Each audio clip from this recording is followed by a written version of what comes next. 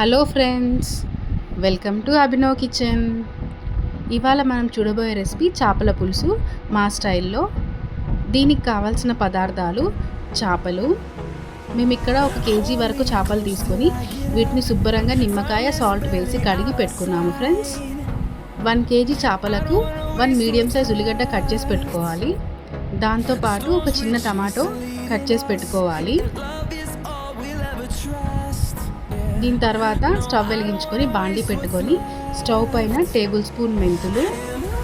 ఈ మెంతులు కాస్త ఫ్రై అవుతుండగానే ఒక 2 టేబుల్ స్పూన్స్ జీలకర్ర యాడ్ చేసుకోవాలి ఫ్రెండ్స్.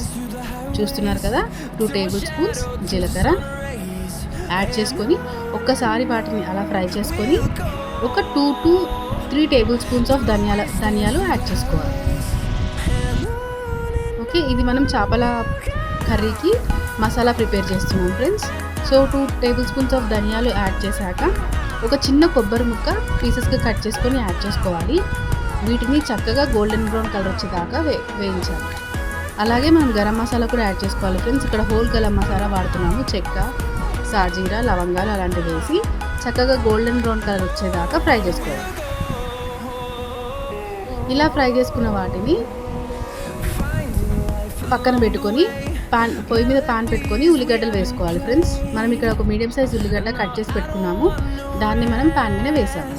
ఈలోపు మనం ఫ్రై చేసి పెట్టుకున్న మసాలాని పౌడర్ చేసుకోవాలి. చూస్తున్నారు కదా, ఉల్లిగడ్డ చక్కగా గోల్డెన్ బ్రౌన్ కలర్ వచ్చింది. దీన్ని ఒక బౌల్లోకి ట్రాన్స్ఫర్ చేసుకోవాలి.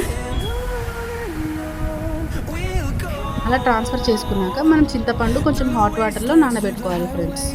నానబెట్టుకున్నాక మనం ఇందాక గ్రైండ్ చేసిన పౌడర్లో 1 టేబుల్ స్పూన్ కారం, 2 టేబుల్ స్పూన్స్ ఆఫ్ సాల్ట్,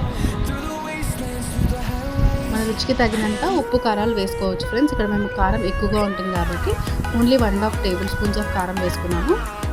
దాంట్లోనే మనం ఫ్రై చేసి పెట్టుకున్న ఉల్లిగడ్డ ముక్కలు కూడా యాడ్ చేసుకోవాలి. యాడ్ చేసుకొని చక్కగా ఒక 2 to 3 రౌండ్స్ ఆఫ్ మిక్సీ పట్టుకోవాలి.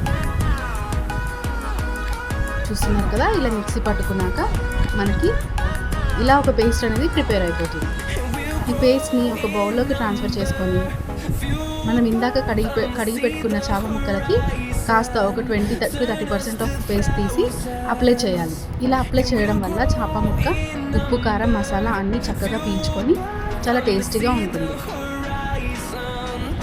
సో ఇలా కలిపిన చేప ముక్కల్ని మనం ఒక 5 to 10 minutes అలా పక్కన పెడితే ఉప్పు, కారం అనేది చక్కగా పీల్చుకుంటాయి ఫ్రెండ్స్.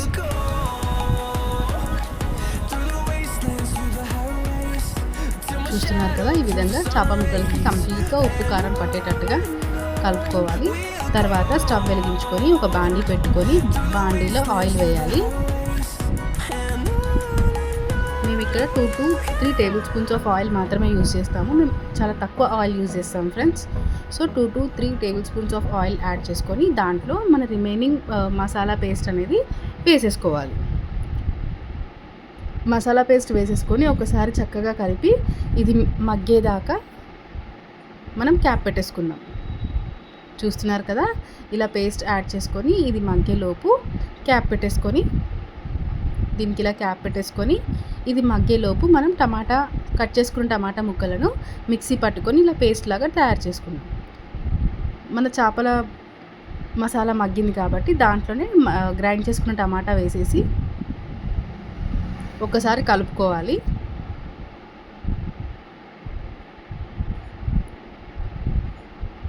ఈ టమాటా కూడా కాస్త మగ్గిన తర్వాత కొద్దిగా పసుపు, అంటే 1 టేబుల్ స్పూన్ వరకు పసుపు, కొద్దిగా అల్లం పేస్ట్ మన రుచికి తగినంత.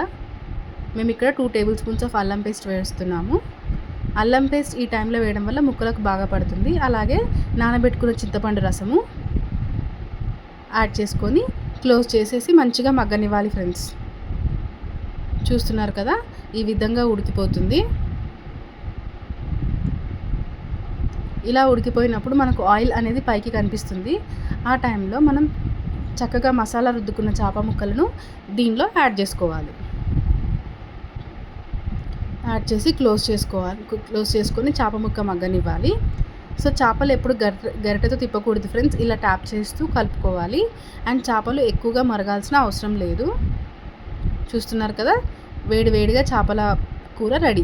Thank you for